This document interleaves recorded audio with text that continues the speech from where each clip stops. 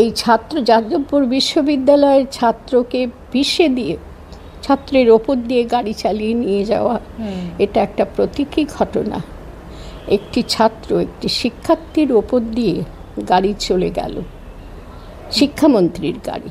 সেটা যদি বলি, শিক্ষামন্ত্রী, এই রাজ্যের শিক্ষামন্ত্রী গোটা শিক্ষা ব্যবস্থার ওপর দিয়ে তার ক্ষমতা লোভের গাড়ি, তার অর্থ লোভের গাড়ি চালিয়ে দিয়ে দুর্মুষ করে দিয়ে চলেছেন প্রতিদিন, প্রতিনিয়ত যদি বলি।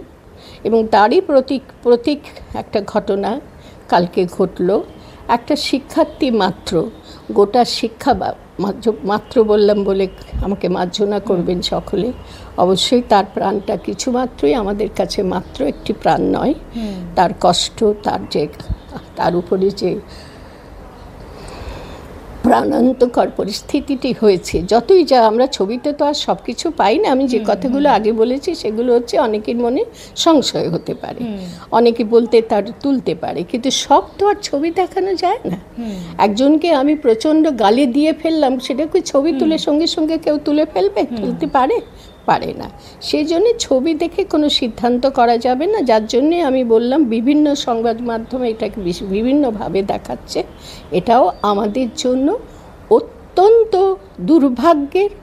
এবং আমরা এই মুহূর্তে এরকম একটা সময়ে বসে আছি যেটা ঘটনাটাকে নানানভাবে সমাজ মাধ্যম বা সংবাদ মাধ্যম প্রতিফলিত করে, উপস্থাপন করে, মানুষের কাছে পেশ করে। মানুষ সত্য কি সেটা বুঝতে পারবে না, এভাবে পরিবেশন করে। আমি বলবো গতকালের বিশ্ববিদ্যালয়ের ঘটনা, যাদবপুর বিশ্ববিদ্যালয়ের ঘটনাকে নিয়ে সমাজ মাধ্যম, সংবাদ মাধ্যমরা যেভাবে পরিবেশন করছে সেটা কিন্তু আমি এর আগে ঠিক এভাবে দেখি। নিরপেক্ষ ভূমিকা দেখতে পাচ্ছি একেবারে নয়। কেউ শিক্ষামন্ত্রীর পক্ষে কথা বলছে, শিক্ষামন্ত্রী মানেই হচ্ছে মুখ্যমন্ত্রীর পক্ষে, শাসক দলের পক্ষে। কেউ শাসক দলের যে প্রধান বিরোধী দল তাদের পক্ষে কথা বলছে।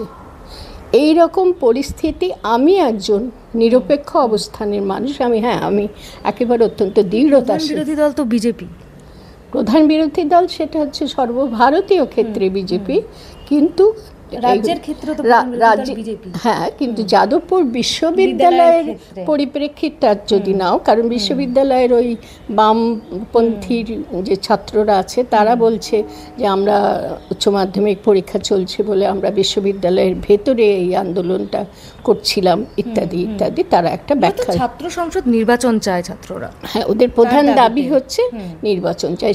সেটাও আমার বলা হয়নি, সেটাও তো ভয়াবহ অন্যায়। এই যে ছাত্র নির্বাচন বহুদিন ধরে, বছর 10 ধরেই বোধহয়, যাদবপুরে 5 বছর হয়নি, অন্য জায়গায় তার থেকেও বেশি সময় ধরে হয়নি। এটা তো সুপরিকল্পিত, এটা তো সম্পূর্ণ পরিকল্পিত যে যাতে ইউনিয়ন করলে এরা নতুন দল, রাজ্যের শাসক দল, খুব বেশি দিন এর আয়ু বলবো না, খুব বেশি দিন বয়স হয়নি, সুতরাং তারা এখনও নড়বড়ে অবস্থায় রয়েছে। ছাত্র ইউনিয়ন করলে হয়তো মাটিটার যে ভিতগুলো, যাদবপুর বিশ্ববিদ্যালয়ের মতন যে বিশ্ববিদ্যালয়গুলো, আমার ধারণা প্রেসিডেন্সি বিশ্ববিদ্যালয়েও মাটি খুব বেশি শক্ত করতে পারেনি, কারণ তার আমি একটাই খুব সুস্পষ্ট প্রমাণ দিচ্ছি, আমায় মাফ করো, যে আমাকে এখনও প্রেসিডেন্সি বিশ্ববিদ্যালয়ে রীতিমতো ডাকা হয়, তো তারা আমাকে পছন্দ করে। এখন সেই পছন্দ করাটা নিশ্চয়ই হতো না যদি ওরা শাসক দল পুরো এদেরকে অনুগত করতে পারত। তার থেকে আমি মনে করছি, আমি দলের ভিত্তিতে বলছি না, কারণ আমি তো কি বলবো, স্পষ্টভাবে যেটা সত্য সেটা বলার চেষ্টা করি, পারি যে তা বলি না, তা বলতে পারছি না। যাই হোক, তো এখন যেটা ঘটনা সেটা হচ্ছে, আমার বারংবার মনে হচ্ছে যে শিক্ষামন্ত্রী কোনো কাজ করে না।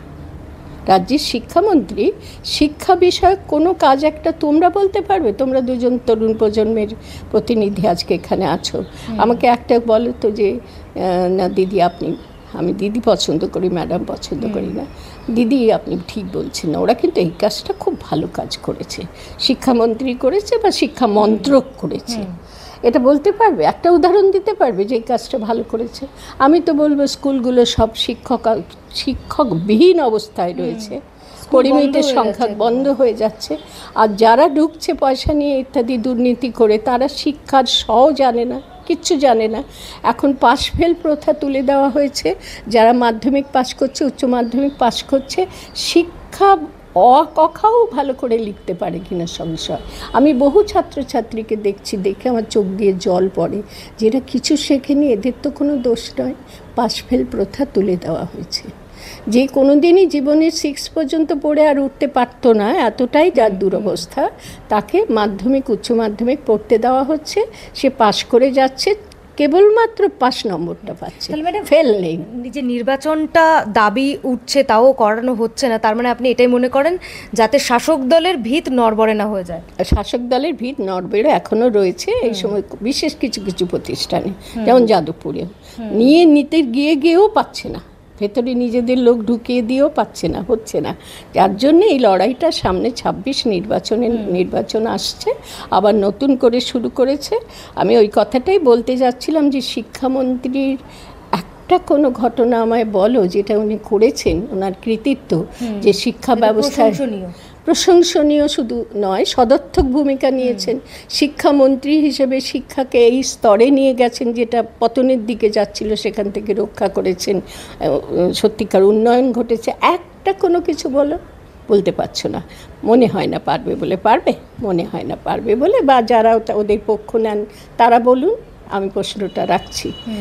কিন্তু একটা কাজ তিনি করেছেন, অতঃপর কী কাজ করেছেন না, এই বামপন্থী ছেলেপুলেগুলোকে বা যাদবপুর বিশ্ববিদ্যালয়ের সঙ্গে যুক্ত ওদের দল ভিন্ন যে সমর্থক ছেলেপুলে, মাওবাদী টাওবাদী উগ্র বামপন্থী টামপন্থীদের কথা উঠছে, আমি শুনছিলাম, বামপন্থী অতিবাম, উগ্র বাম বলতে আমি অতিবামদেরই বোঝাচ্ছি, এবং মাও নাকি ছিল অমুক তমুক ইত্যাদি। এই যে প্রশ্নটা উঠছে, সেক্ষেত্রে আমার যেটা মনে হচ্ছে যে সেইগুলো দমনের জন্য যাকে রিক্রুট করা হয়েছে, নিয়োগ করা হয়েছে, একটা অনুষ্ঠানে আয়োজন করা হয়েছে এবং নিয়োগ করা হয়েছে মহাপ্রধান যিনি, প্রশাসনের প্রধান যিনি, তার পক্ষ থেকে। ইনি কোনো কাজের নয়, কোনো কাজই করতে পারেনি শিক্ষাক্ষেত্রে আজও, কারণ তার করার স্বাধীনতা নেই। একটা কাজ এখন বোধহয় করে দেখালো, সেটা কি না, যাদবপুর বিশ্ববিদ্যালয়ে গিয়ে অনুষ্ঠানে যোগদান করতে গিয়ে একটু বাধার সম্মুখীন হয়েছে, প্রতিবাদের সম্মুখীন হয়েছে, এবং সেই প্রতিবাদের জবাব তিনি দিতে পেরেছেন। তিনি প্রতিবাদী ছাত্রের উপর দিয়ে গাড়ি চালিয়ে চলে গেছেন। এটা একটা কাজের মতো কাজ করেছেন, তাহলে বলতে হবে। শিক্ষামন্ত্রী এতদিন তো কিছু করতে পারছিল না, তো শিক্ষার্থীর উপর দিয়ে গাড়ি চালিয়ে যাওয়া অত্যন্ত যোগ্যতার পরিচয় দিয়েছেন। এর থেকে বড় যোগ্যতার পরিচয় আর কি হতে পারে? শিক্ষামন্ত্রী থেকে তাকে আরও কোনো পদ যদি থাকে, তাহলে তাকে দেওয়া উচিত, অলঙ্কৃত করা উচিত বলে আমি মনে করছি। মজা করছি না, ভেতর থেকে কষ্টের অনুভব থেকে কথাটা বলছি, যে এইরকম একটা ব্যক্তি রাজ্যের শিক্ষামন্ত্রী হতে পারে? আমরা কখনো এরকম শিক্ষামন্ত্রী পেয়েছি? আমি ব্যক্তিটিকে চিনি, তার ব্যক্তি জীবন জানি। এইরকম ব্যক্তি জীবন যারা যাপন করে, তাকে যদি শিক্ষামন্ত্রী করা হয়, যিনি শিক্ষামন্ত্রী করেছেন তিনি তার পদের যোগ্য নন, এবং একে যে পদটি দেওয়া হয়েছে সেটা অত্যন্ত অন্যায় করেছেন, অপরাধ করেছেন পদটি দিয়ে, ভুল না, অপরাধ করেছেন। তাকে এই ধরনের নির্দেশই দেওয়া হয়েছে, প্রতিবাদের সম্মুখীন হলে প্রতিবাদীদের গাড়ি চাপা দেবে, কারণ সেটা তারই নীতি। প্রতিবাদ দমন করার জন্যে করতে পারেন না হেন কাজ আজকের রাজ্যের প্রশাসনিক প্রধান করতে পারেন না। হেন অন্যায় কাজ নেই যিনি তিনি করতে পারেন না। প্রতিবাদ দমন করার জন্য তিনি সব কিছু করতে পারেন। তার অনুগত শিষ্য হিসেবে রাজ্যের শিক্ষামন্ত্রী তার এতদিনে তার দেখানো পথে যথাযথ অনুগত শিষ্যের মতন কাজ করতে পেরেছেন, যে শিক্ষার্থীর উপর দিয়ে গাড়ি চাপা দিয়ে তিনি প্রতিরোধ আন্দোলনকে ছাপিয়ে বেরিয়ে গেছেন। তাকে পুরস্কার দেবেন হয়তো মুখ্যমন্ত্রী, মনে হয় পুরস্কৃত করা উচিত।